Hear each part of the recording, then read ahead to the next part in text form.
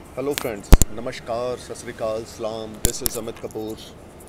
So guys, एक शेर है जो मैं आपसे शेयर करना चाहता हूँ। यानी कि शेयर करना चाहता हूँ, शेर को शेयर नहीं करना चाहता। शेर क्या है? क्या रोकेगा वक्त का गहरा समंदर हमें, हम लहरों से उभरने का हुनर जानते हैं। सीधे हाथों ने जो खींची हैं लकीरें टेढ़ी, इन लकीरों पे चलने का हुनर जानते हैं। सो गाइस, एस्ट्रोलॉजी एक ऐसा साहित्य है जिसका जैसे समुद्र की गहराई का आज तक पता नहीं लगा, उसी तरीके एस्ट्रोलॉजी की रिसर्च का आज तक पता नहीं लगा। I am a student of astrology, I am doing from last 20 years. So मैं अभी भी यही मानता हूँ कि मैं इस पर प्रैक्टिस कर रहा हूँ। I am not an astrologer, I am trying to practice, I am trying to research on it. मेरी रिसर्च का जो पिछले 20 सालों में मैंने की, भगवान की कृपा से, लॉर्ड शिवा की कृपा से, जब मैंने रिसर्च अपनी शुरू की तो मेरे ऊपर उस समय राहु की महादशा शुरू हुई। क्योंकि मैं रिसर्च में शौक़ रखता हूँ और मेरा असेंडेंस भी स्कॉर्पियो है और मेरे को रिसर्च में बड़ी दिलचस्पी है, वो चाहे एस्ट्रोलॉजी की हो, वो चाहे किसी भी चीज़ की हो, मैं हर एक चीज़ की तह तक जाना पसंद करता हूँ क्योंकि वो मेरे नेचर में है। क्योंकि you I hope you understand कि स्कॉर्पियंस की नेचर कैसी होती है। ये ट्रांसफॉर्मेशन साइन होता है और बहुत ज़्यादा ये बात की डूंघाई तक जाने वाला साइन होता है। तो आज जो मेरा टॉपिक है वो है Rahu and vast knowledge, Rahu and Saraswati माता। हम हमेशा मेलेफिक प्लैनेट्स को अंडर एस्टिमेट करते हैं, राहु केतु के बारे में बुरा बोलते हैं। आप मैक्सिमम एस्ट्रोलॉजर देखो, वो ये बोलेंगे राहु की दशा चल रही है, तू बर्बाद हो जाएगा, तू तबाह हो जाएगा, तू कंफ्यूज हो जाएगा, तू परेशान हो जाएगा। There is a lot of astrologer on YouTube. मैं किसी के बारे में कुछ बुरा नहीं बोल रहा, मैं एक फैक्ट बता रहा हूँ जो चल रहा है और मैं कोशिश कर रहा हूँ कि उन चीज़ों को थोड़ा सा हम कन्वर्ट करें, हम डाइवर्ट करें, कि लोगों को असलियत में पता लगे कि राहु केतु का कलयुग में बहुत बड़ा रोल है।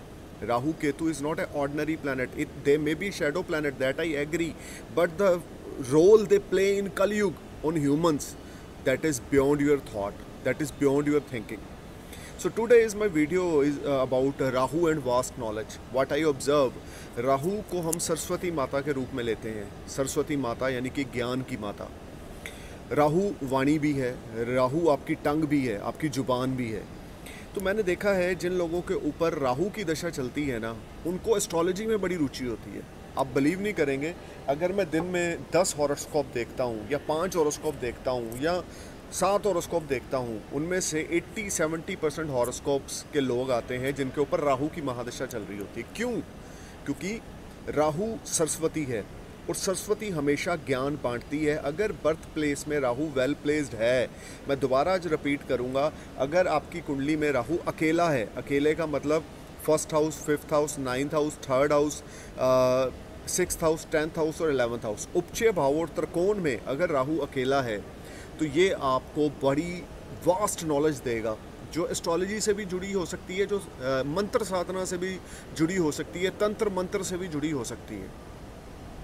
तो मैं आपको ये कहना चाहता हूँ, राहु को लेकर ज़्यादा अपने दिमाग में भय मत लें, राहु को लेकर ज़्यादा कंफ्यूज मत हो, या राहु को लेकर ज़्यादा नेगेटिव थॉट्स ना लेके चलें कि मेरे ऊपर राहु की दशा है। आपको पता है राहु जब तक जाएगा, ये 18 साल का पीरियड अगर किसी भी मेरे दोस्त के ऊपर राहु की दशा चल रही है, जब तक जाएगा आपको कुंदन बना कर जाएगा, आपको इतना ज़्यादा नॉलेजेबल बना देगा कि आप लाइफ में बहुत ग्रो करेंगे, लाइफ में बहुत आगे बढ़ेंगे और आपको ज़िंदगी में हर एक तरफ से कामयाबी मिलनी शुरू हो जाएगी। क्योंकि राहु के बाद जुपिटर की दशा है, क्योंकि जुपिटर नैसर्गिक शुभ ग्रह है।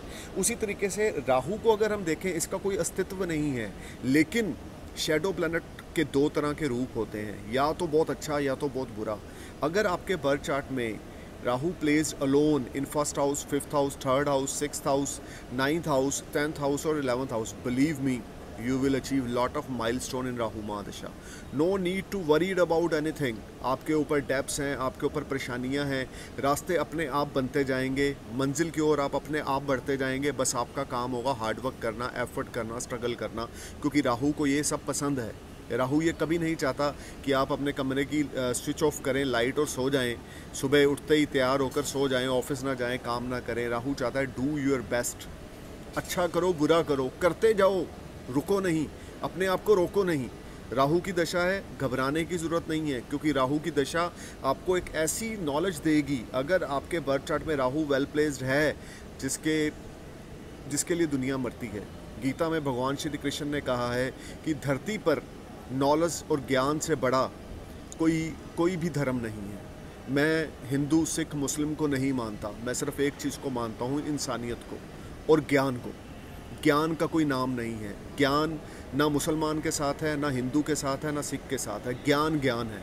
मेरे को अगर कोई मुस्लिम भाई मेरा दिखता है और वो ज्ञान कुछ बांट रहा है, कुछ भी बता रहा है अपने धर्म के बारे में या किसी की चीज़ के बारे में, तो मैं बैठ जाता हूँ उनके पास और मैं उनको बड़े गौर से सुनता हूँ, क्योंकि मेरे ऊपर राहु की दशा 18 साल चली है और उस दशा में मैंने एक चीज़ सीखी है, इंसानियत सबसे बड़ा धर्म है और ज्ञान सबसे बड़ा धर्म इस धरती पे।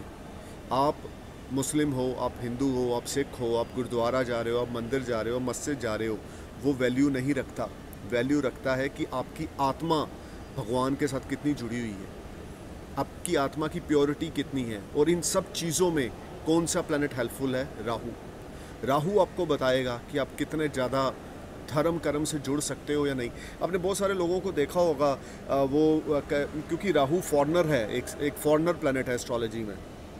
आपने बहुत सारे लोगों को देखा होगा कि वो ज्योतिष में विश्वास रखते हैं या कोई एस्ट्रोलॉजर उनको प्रेडिक्ट करता है, यार तू काम कर, तू अपना धर्म बदल ले, तेरी कुंडली में योग ऐसे हैं तो तू बड़ी तरक्की करने लग जाएगा, और वो धर्म बदल लेता है। क्यों? राहु उसकी कुंडली में वीक होता है। सो गाइज, मैं आपको ये बातें इसलिए बता रहा हूँ कि आप लोग राहु की महादशा से डरे नहीं।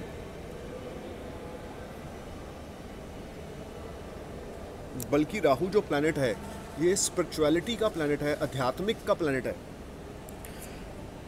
मैंने एस्ट्रोलॉजी की सारी प्रैक्टिस राहु की महादशा में की और उसका जो फ्रूट है वो मैं जुपिटर की महादशा में मुझे मिल रहा है। क्योंकि राहु मेरा अलोन प्लेस्ड है, यानी कि 9th हाउस में मेरा राहु भाग्य के घर में अलोन प्लेस्ड है, तो मैंने राहु की दशा में बड़े एक्सपीरियंस लिए। बहुत कुछ बुरा हुआ, बहुत कुछ अच्छा हुआ। अच्छे की मात्रा 20% थी और जो बुरा हुआ वो 80% था। लेकिन वो 80% मैं कहता हूँ आज मेरे लिए 100 आउट ऑफ 100 पॉजिटिव है, क्योंकि उस 80% नेगेटिविटी से ही मैं एक अच्छा इंसान बनने की कोशिश कर रहा हूँ या उस रास्ते पे चल पड़ा हूँ जो मेरी मंजिल है।